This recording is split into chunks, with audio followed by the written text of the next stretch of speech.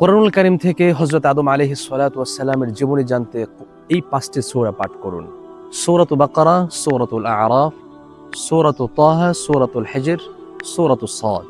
আমরা যদি হযরত আদম আলাইহিস সালাতু ওয়াস সালাম, যিনি পৃথিবীর সর্বপ্রথম নবী, শুধু তাই না, তিনি আমাদের আদি পিতাও, শুধু আদি পিতা নয় বরঞ্চ বনি আদমের যিনি পিতা এবং পৃথিবীর সর্বপ্রথম যিনি মানুষ, তিনি হচ্ছেন সাইয়্যিদুনা হযরত আদম আলাইহিস সালাতু ওয়াস সালাম।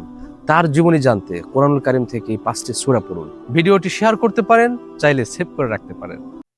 কোরআনুল কারীম থেকে রাসূল কারীম সাল্লাল্লাহু আলাইহি ওয়াসাল্লামের জীবনী জানতে এই 5টি সূরা পড়ুন।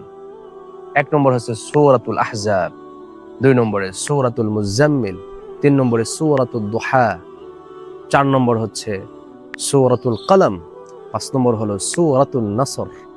এই 5টি সূরার ভিতরে আল্লাহ রাসূল সাল্লাল্লাহু আলাইহি ওয়াসাল্লামের জীবনী, তার জীবনের বিভিন্ন ক্ষেত্র বিশেষ আল্লাহ সুবহানাহু ওয়া তাআলা চমৎকার করে তুলে ধরেছেন।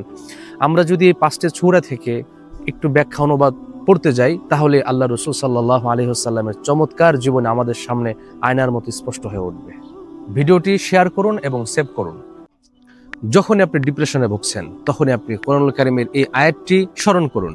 আল্লাহ সুবহানাহু ওয়া তাআলা সূরাতুদ দুহার মধ্যে বলেছেন, মা ওয়াদ্দাআকা রাব্বুকা ওয়া মা ক্বালা।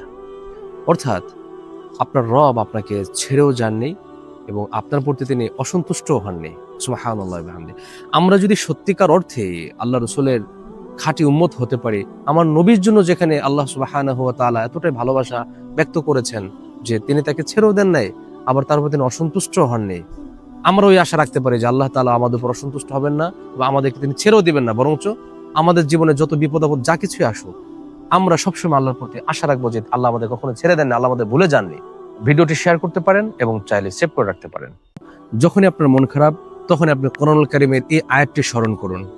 আল্লাহ সুবহানাহু ওয়া তাআলা বলেছেন, লা তাকনাতু মির রাহমাতিল্লাহ ইন্নাল্লাহা ইয়াগফিরুয যুনুবা জামিআ। অর্থাৎ আল্লাহ সুবহানাহু ওয়া তাআলা এখানে বলেছেন, লা তাকনাতু মির রাহমাতিল্লাহ, যে আল্লাহ তাআলার রহমত থেকে তোমরা নিরাশ হয়ো না, নিশ্চয়ই তিনি তোমাদের সমস্ত গুনাহগুলোকে মার্জনা করে দিবেন।